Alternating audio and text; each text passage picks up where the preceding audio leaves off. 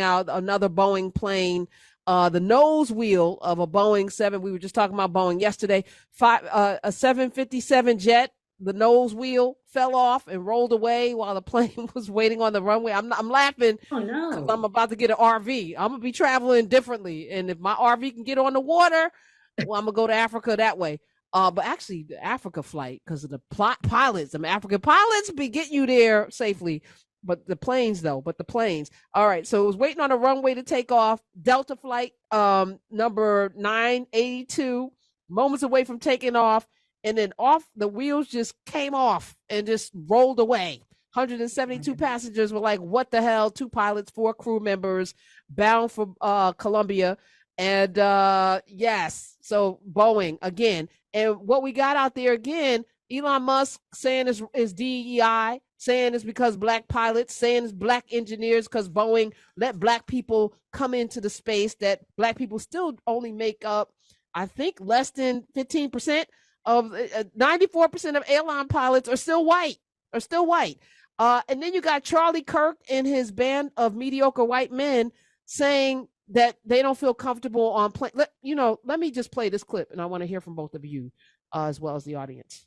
Play it. And that's why I think this United story and the DEI story hits so hard, because we've all been in the back of a plane when the turbulence hits, or when you're flying through a storm and you're like, I'm so glad I saw the guy with the right stuff and the square jaw get into the cockpit before we took off.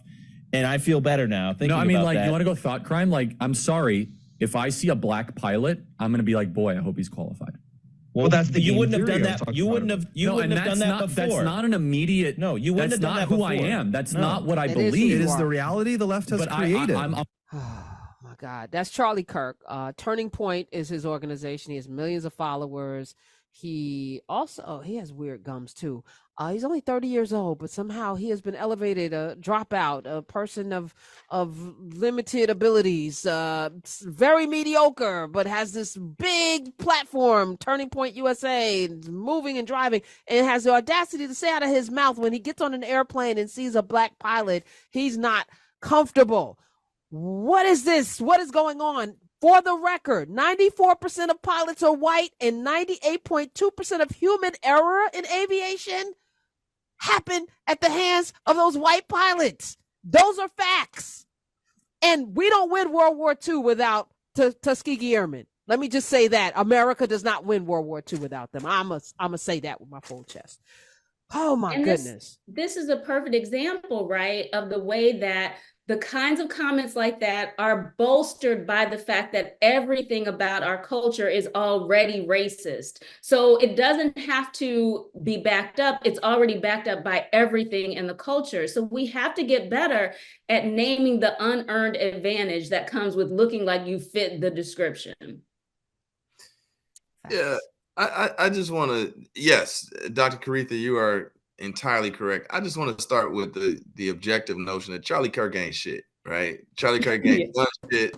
Charlie Kirk ain't shit, right? So we're not gonna sit here and acknowledge his comments as though he shares some space of intellectual parity with not only us but our listeners or the people that you and I talk to every day. Charlie Kirk ain't shit. Let's start and end with that.